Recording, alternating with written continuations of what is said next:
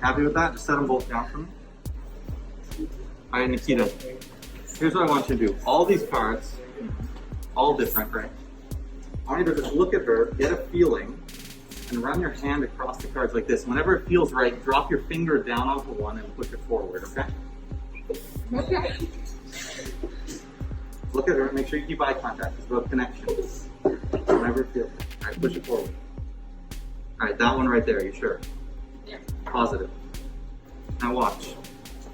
All of these cards, different, right? And you shuffled, so we don't know the order of any of these cards, right? Here's what I want you to do. Look at her, same thing. And when it feels right, I just want you to cut the card somewhere. Just cut like this, wherever you want, okay? So look at her. Right there. Alright, perfect. Now watch. So you cut the cards wherever you wanted. That was free choice. And you touch whatever card you wanted, for sure. Watch. If we look here, you cut to the 10 of hearts. How crazy would it be if the card you chose was also the 10 of hearts? No.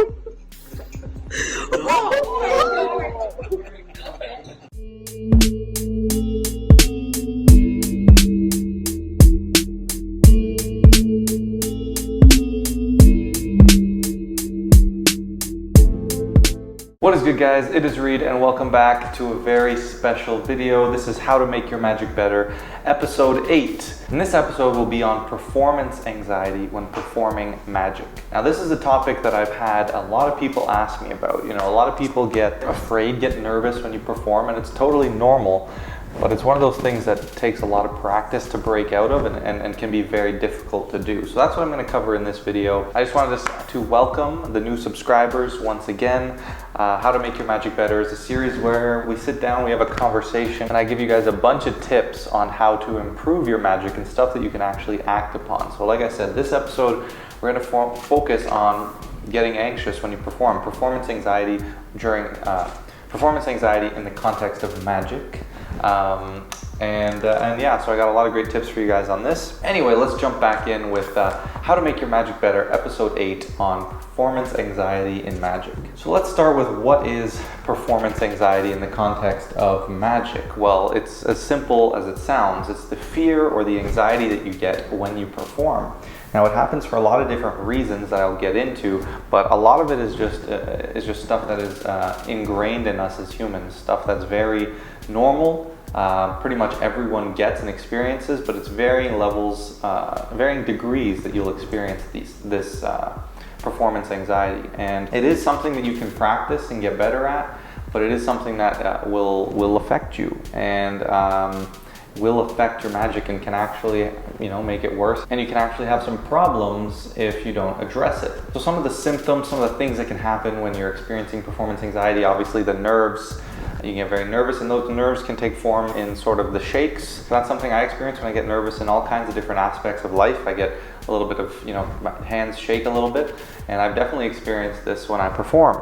And obviously as a magician, and especially if you're trying to use sleight of hand, that can make things very, very difficult. I still once in a while will get it, I'm pretty comfortable performing now, but sometimes if there's an audience I really want to wow or really have a bit of extra pressure on me, I'll still get a little bit of those jitters, but I have these techniques and practice, and I'm confident in myself enough that I can overcome these issues and not have to worry about those shakes, and they don't affect me too much, and I'll give you some of those techniques throughout this video. Another big issue that people get is forgetfulness. They forget what to say, what to do. They totally forget where the trick's going, and it's just a total mess. And sort of tying in with that forgetness is the freezing. You can tend to freeze up. You don't know what to say, you don't know what to do, you don't know how to act, and that can be a big issue as well. So it's no fun as a magician, getting that performance anxiety, getting those shakes, getting those tremors, not knowing what to do, not knowing what to say, not being able to perform with your hands. It's just a big problem that most people will experience, pretty much everyone. No one's immune to it. Again, like I said, it's just varying degrees. I'm going to get into a little bit of the psychology, why we experience this as humans, how your characteristics and your personality can contribute to how severe these symptoms are that you experience. So that's essentially what it is. It's pretty simple, it's pretty self-explanatory, but now let's talk about why it actually occurs. So the first reason is, as humans, psychologically and evolutionarily, is that a word? Anyway, psychologically and through evolution, we've developed the fear of new audiences. And that's something that has developed especially more in recent times with the introduction of the internet and social media. We tend to have lost some of those social skills because there's less need for those skills that we had back before technology. We had a much higher need to be social, work together as a community. And with this new rise in technology, we've lost some of these skills. So inherently, we become more anxious, we become more unfamiliar with these new situations, new scenarios, and that makes performing and public speaking and communicating just new people, new audiences in general, something that has become very difficult for us as humans. Now, some characteristics: if you're shy and introverted, these people who are of that personality type tend to experience this even more and have even more of a dramatic problem with performance anxiety, right? Shyness and being introverted, you're more to yourself, you're more guided. Typically, you haven't had as much time to develop these social skills, and it just makes things more difficult because you don't have the confidence or the experience. Now, as magicians, I know a lot of people listening to this are probably quite introverted, and so I am an extrovert, and so, you know, that's something that I haven't had to deal with, but you know, I was a very shy kid, and so I did break out of that shell, and I'm going to kind of give you guys some of the things I learned going through that experience, and I think that'll help you a lot as well. Another sort of psychological thing: as humans, we're afraid of mistakes, and we're afraid of seeming dumb or seeming stupid or seeming like we made a mistake in front of people, right? It's something that's inside us, that's internal, but it's very true. No matter what, we're all afraid of making a mistake and making ourselves look foolish. And that's reflected in performance, and when all the attention is on you, whether that's performing, public speaking, whatever it happens to be, when all the attention is on you, there's an added fear psychologically, subconsciously, of if we make that mistake, all the attention's on us. And as humans, that's one thing that we have a big fear of, is making mistakes. We also tend to overestimate the stakes involved.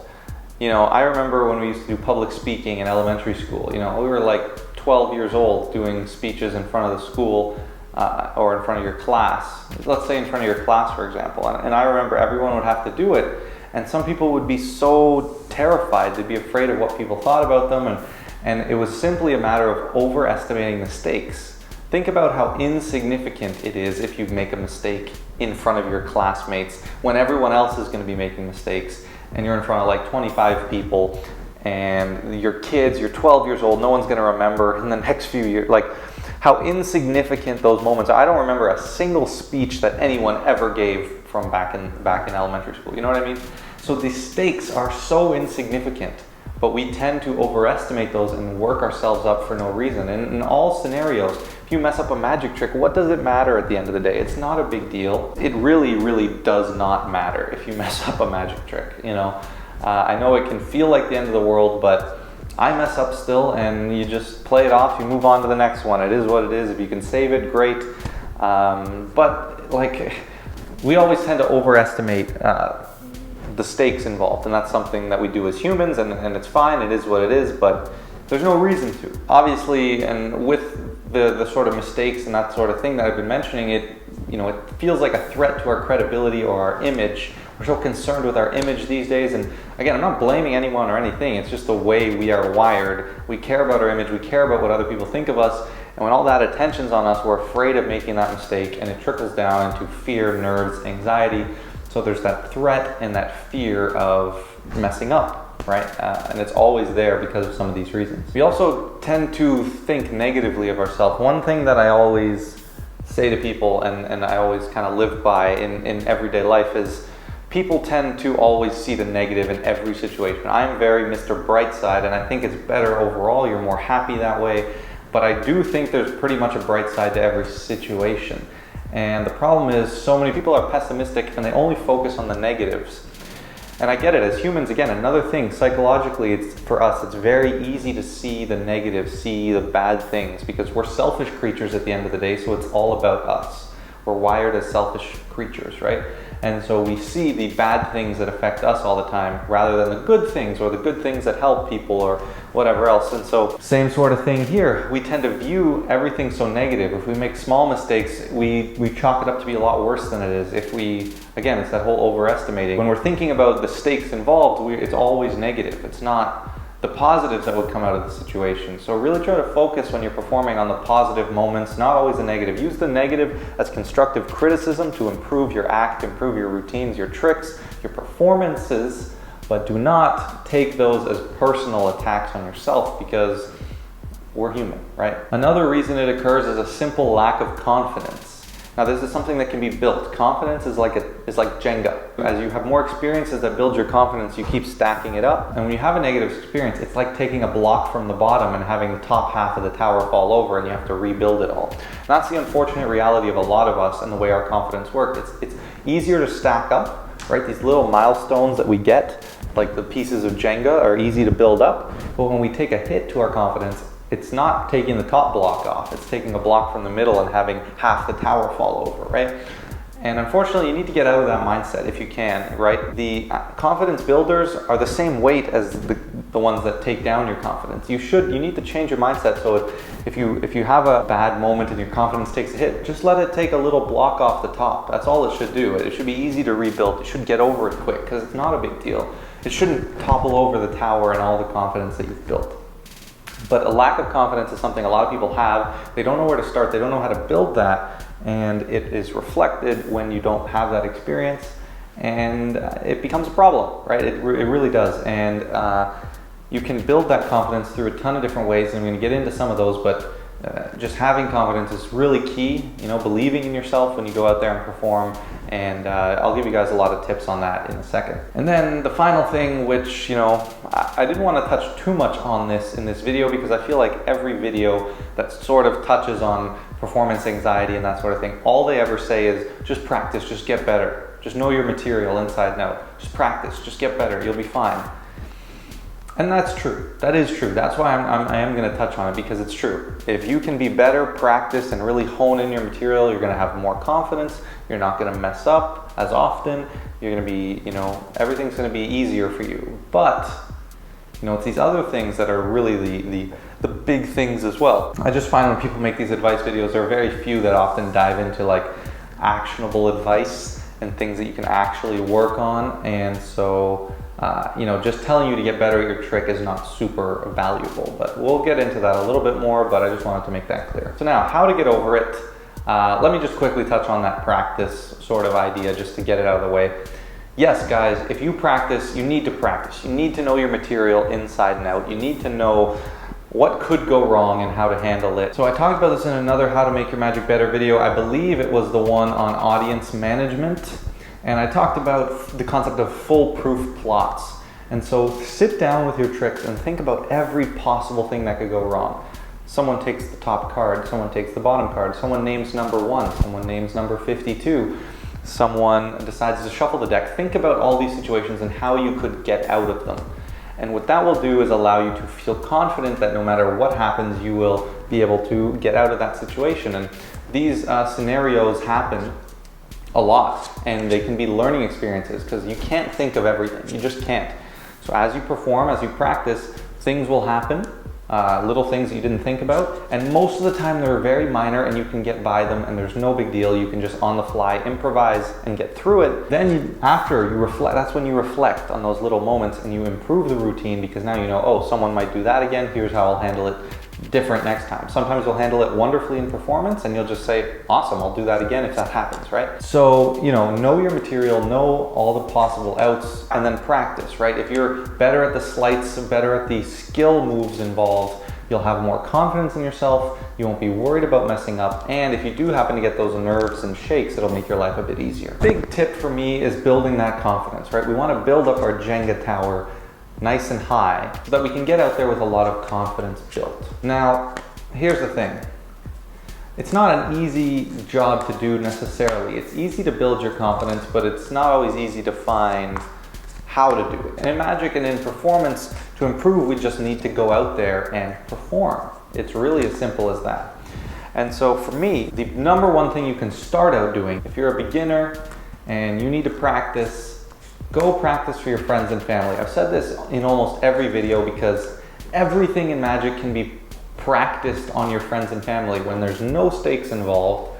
They don't care. They're not gonna not like you because you mess up a magic trick. Shouldn't be any embarrassment involved, right?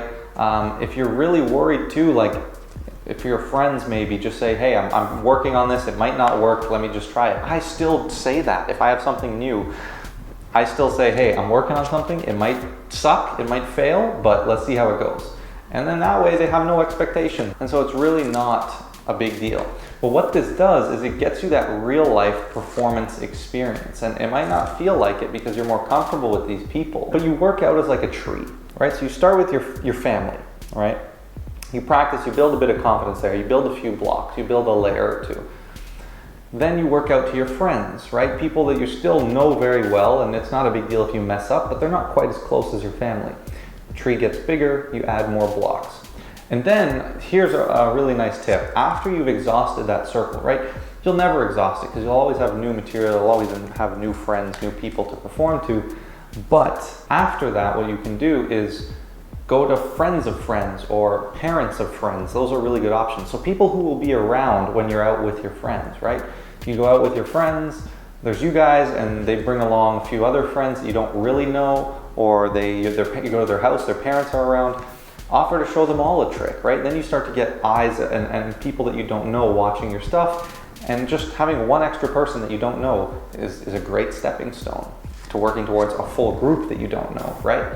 So you build these stepping stones up, and then eventually you can do 2 people that you don't know out of a group with some friends, and then 3, and then 4, and then start to, even work your way out from there.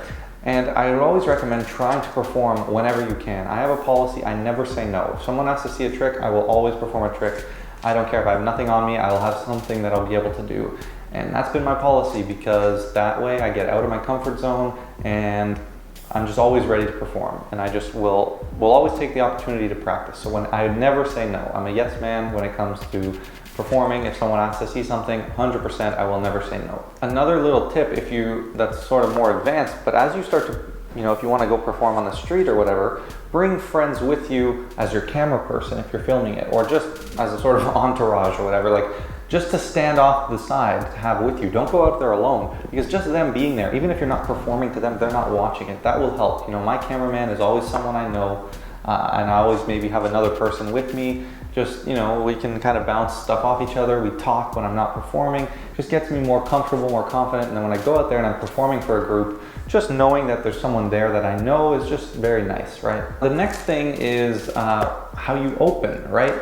Think of each individual performance as its own game of Jenga, where you haven't built any confidence within the context of that performance. So you want to start with easy things, foolproof things, and hard-hitting things too. Those do 3 things. The easy allows you to not have to worry about messing up because it's easy, and the same with the foolproof, right? Very simple, easy tricks that are foolproof, and then the hard-hitting will get you that nice reaction, and that'll really build that confidence. So just like Jenga, those are the 3 stepping stones to build your first layer. This analogy just keeps getting better and better.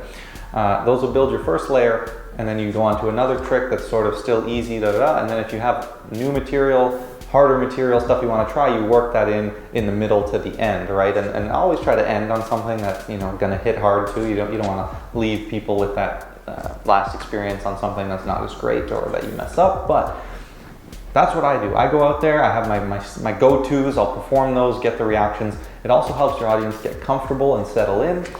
And then they're settled in, I'll try my new material, I'll try some more risky stuff, and then we'll get back to my closer, and we'll end it there. So that is super big, and I'll some examples, some of my favorite openers, really simple stuff. 2-card Monty hits every time, super easy to do. I just have to do a simple triple lift, which you already have a break for, so that's easy, and a top change, right? I'll open with a transpo, right? A couple of double lifts, but super powerful. One of the most powerful tricks for how easy it is, right? Those are some of my 2 favorites. You guys have probably seen from the Street Magic video. Pretty much every group you'll see me do a Monty and a transpo, and they're pretty much what I always open with. So stuff like that, find stuff that's easy and that you're comfortable with, that you can do 10 times out of 10, right? And that will be huge for building your confidence within the context of that performance. My next tip would be to not use sleight of hand, and let me explain. I mean, you can use sleight of hand, but try to limit it, and in the context of those first few tricks at least.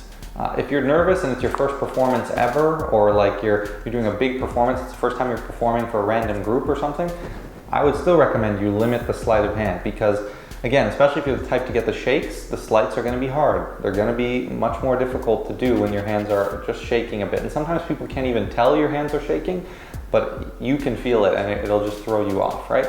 So again, a double lift, yes, I guess that's sleight of hand, but if I have my break, it doesn't matter how shaky I am, I know I can do a fairly clean double lift. But I'm not going to go out there and do a trick like re-swindled or a triumph trick or something with a ton of sleight of hand right out the gate, right? I'm going to build that confidence, and if there's any shakes, I'm going to just get them out of my system, because if I do ever have them, they go away after first or second trick, because I get that dopamine hit, I get that confidence, and you know, I'm all good. The adrenaline kicks in, I'm happy, I'm excited, I'm having fun, right? So yeah, just limit your sleight of hand, you know. Self-workers, a great idea, especially if you're really nervous, you have the shakes.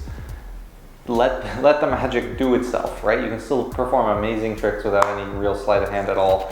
So I'd look at that stuff seriously if you're worried, right? So definitely consider implementing some self-working type things, you know, like a nice shuffleboard or something is really great to start with. And it's great because you know, you set up the deck too, so once they shuffle it up, then it's you know, you get your one trick with your stack, and then you can go into your impromptu stuff, and it's easy. You don't need any sleights, so you're really, really awesome. Another thing is fake it till you make it. You know, that's something that I do believe in and I do think works. And I've used it before. You know, if I'm not feeling so confident, I'll just fake like I'm confident, go out there, start talking, pretend like I'm, you know, the most confident person ever, having a good time, and it'll just kind of pull the blinds over people, and they won't even know the difference, and you'll be out there, and in no time you'll build that confidence, just be that real confidence, and you'll feel good. You know, you might be super nervous, but just go and do it. Like, you know, it's not the end of the world, and telling yourself you're confident is better than telling yourself you're not confident, right? It will make a difference, trust me. It's all about the mindset, really. So the last tip I'm going to give you on how to get over your performance anxiety would be scripting and routining of your tricks, right? If you can have a good script that you have memorized and you don't need to think about, it does really help, because a lot of times people, when they get their shyness or their lack of confidence, they won't know what to say, and they'll freeze, and some of those things I talked about. And you know, I've covered the shakes, how to, you know, get over that, less sleight of hand, easy stuff, hard-hitting openers. I've talked about the mindset stuff, you know, the negative views and not having confidence, how to kind of get over that. And this one's kind of for the forgetfulness and the freezing aspect, right? So if you have a good script and a good routine, you won't forget it. It'll be easy. If you know it like the back of your hand, if you know it like riding a bike, then you will be able to do it no matter what. And that's something that I love doing.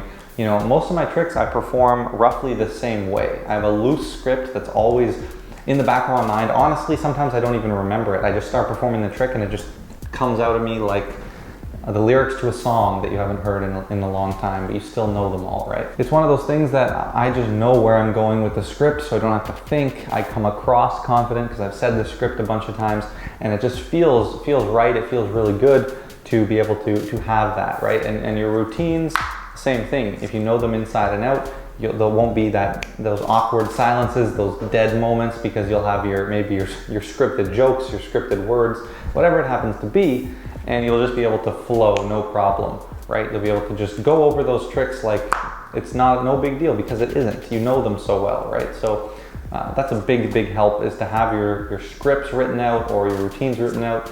And I do have a video all about routine building, and I think I even have a video on scripting or talking about storytelling, what's it called? The presentation video and the pattern video, both will help you with your scripting. So some examples of, you know, tricks that are good for performance anxiety, and some personal stories about how I've overcome it.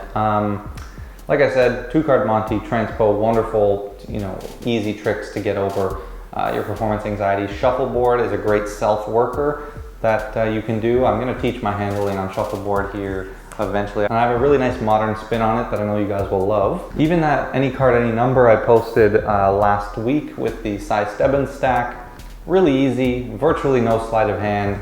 And so stuff like that, like easy, no sleight of hand things can be great if you have the nerves, the shakes, and then hard hitting, super easy stuff, your 2-card Monte, your Transpo, your ambitious card, stuff like that is easy to do. So for me, when I started performing, I took the exact route that I've been telling you guys. I started, practicing and learning all by myself, like most of us. And then when I was ready to start performing, it was tricks here and there to my family, my immediate family.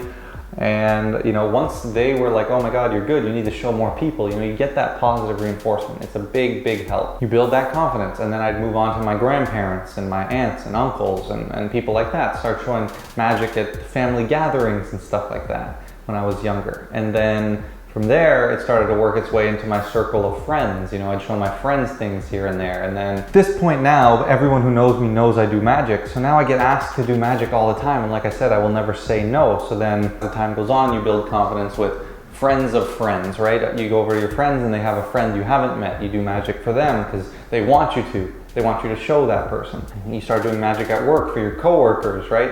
It feels like there's more stake there, but there isn't. Because they're just people all together, but they're people you don't have as close of a relationships with, so the stakes feel higher, but it's not. We're all just people at the end of the day, and it really doesn't matter. From there, then you get the confidence, and you go out with a small group of friends, and you perform for randoms on the streets. And this is exactly how I did it. I went out and I started performing for people on the streets, and then over time build more confidence, and now I can go do it and it's no problem at all. And that's the big thing with street magic. It's probably was one of the hardest ones to go do for the first time, but I just told myself, I'm gonna kill it. I have done so many performances by that point when the first time, I was gonna ever go do street magic that I felt like, I'm not worried. I've killed every performance I've ever done, so I know I'm going to kill this one. It's just a matter of actually doing it and, approaching people. Now, if you guys want me to do another How to Make Your Magic Better on approaching, let me know, because I got a lot of tips for that too, and I know that can be a whole other monster in itself. So, once you get the approach done though, you get into your groove, and it was really no problem at all. It was much easier than I had originally kind of worried about, and I had my buddy with me first time I ever went, right? So I had he was there with me. I felt like we were kind of going into it together. So it was all these little tricks that helped me feel more confident and go doing it. So I talked about how to get over it. Now I just want to give you a few other resources and tips on how to improve. Very similar, I guess, now that I'm thinking about it, to the how to get over it, but these will be maybe a few more techniques and stuff. I don't know, we'll just see where it ends up. But yeah, kind of like I was saying, just do it. Just, Nike, just do it. Just jump into it and just do it. For example, if someone asks you to see a trick, I would highly recommend adopting the yes man policy. But if someone asks you to do a trick and you say yes, you have to show them a trick now. You have to, even if you don't want to, even if you're super nervous, you're just gonna have to do it. And you just do it, and then by the end of it, you'll build so much confidence because you see how it wasn't a big deal. I'm a very big believer of throwing yourself into the fire. Right, and so what that means is just, if you want to perform magic for strangers and you're super nervous, literally just walk up to a group and say, hey, you guys want to see magic? Just don't even think about it. Just go up to them and do it. The second they say yes, it's too late now. You can't turn around. You're in the middle of the fire, right? So now you got to go and you got to do it. And that's pretty much what I did the first time, and throwing yourself into the fire. You build so much more confidence that way if you just jump into it and just do it. And just screw what happens, because it's if you're confident in yourself and you have those abilities, even if you're not, it'll always work out way better than you think it will. You know what I mean? A couple techniques that you can use in everyday life when you're either public speaking or performing or whatever it happens to be in front of a group. You want to challenge your worries, right? So what I mean by that is think about the things that you're worried of. Like, think about them in concrete terms. Like, what exactly am I worried about specifically? Am I worried about messing up a trick? Am I worried about what they'll think of me? Am I worried about saying something stupid, right? Whatever it happens to be, challenge those. So that means really think about them and analyze, is that even a big deal? Does it matter? And you'll realize quickly that it really does not. All your fears are not rooted in anything that's really of any importance. None of these things really matter. So if you challenge those, like write them down, bring them to the forefront of your mind, you can say, that's actually not such a big deal. That's not a big deal. That's not a big deal. And by the end of it, you'll see your fears don't matter, right? They're not that big of a deal. So challenge your fears. That's a huge, awesome technique. And in that same vein, visualize your success. Imagine what it will be like. Imagine how you'll feel. Imagine, being successful. Imagine yourself going out there, talking to groups of people, killing it. These are all techniques that will really help you build the confidence that you need, right? All little tricks that you can do to trick yourself into being confident. Remember, fake it till you make it, throw yourself in the fire. Those are real and they work. Another thing, focus on your material rather than the performance. Just focus on doing what you know. The first few times at least. Performance is very important, but and I don't mean neglect it, I just mean focus internally on what you're doing rather than what everyone else is doing. Focus on yourself, concentrate on the material, on what you know, and let everyone else just enjoy, right? And then once you get more confident, then you'll be able to, start bouncing things off people, talking more and that sort of thing. A few other things you can do, like public speaking is an awesome thing. It sucks. I know a lot of people hate it. I always enjoyed it. I know I'm weird, but go out there. If you can public speak or that sort of thing, it'll really help you in your performance because you'll just have so much more confidence. Public speaking is not easy. It's hard to do. It's just your voice. Even with magic, we have our voice, but we also have the cards, we have the props. So, that's really, really a tough thing to do with public speaking. In that same breath, work on your everyday social skills. Be more confident just going up and talking to people. Don't be afraid of what people think of you because it really doesn't matter, guys. If you wanted to ask someone something but you're too shy, just go ask them. Throw yourself into the fire. It doesn't matter. If you're at work and something's bothering you, just bring it up. Just practice your social skills. Practice being confident, talking to people, especially for those of you who are more shy and introverted guys. It doesn't matter. People never really think about you how you think they are. Your fears are always so, not rooted in anything. And, when you're worried about something happening, it never does. It never does. What you imagine might happen. It always works out way better than you expect. So, practice your social skills in everyday life, and it will really translate into your performances and your confidence while performing. And then books. There's some great, psychology books out there talking about, how to overcome public speaking. And those books actually tie in really well to performance. I know there are a few magic books that sort of talk about this too.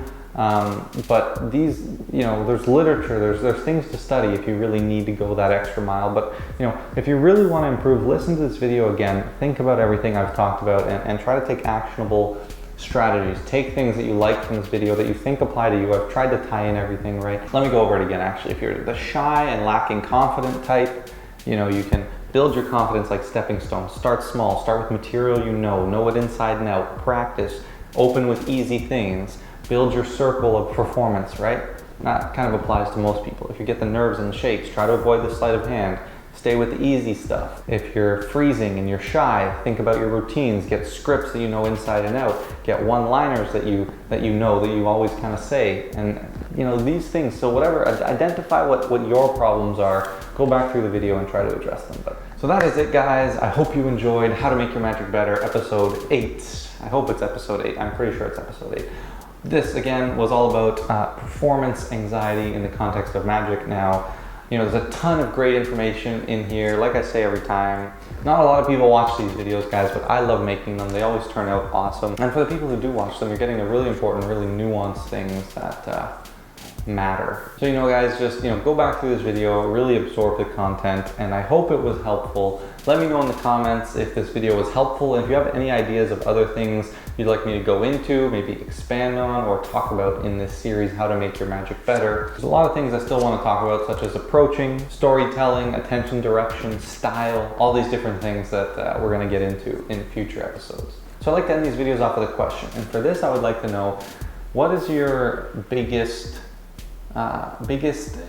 confidence boosting experience you ever had in the context of magic? So what was something that happened out of the blue, or something you did and maybe the reaction of the people, or what happened after gave you such a big boost of confidence that you really felt like, okay, I can do this? Because that's what it's all about, and I'd love to hear if you guys have any of those stories. So guys, with all that said, thanks so much for watching. If you made it this far, you're a real one. I appreciate all the new subs. We're still growing. This channel is really coming together. I'm really, really loving it. We got the new mic, new camera, new setup. So anyway, with all that said, guys, don't forget to like, drop me a comment, please subscribe, and I will catch you guys in the next video.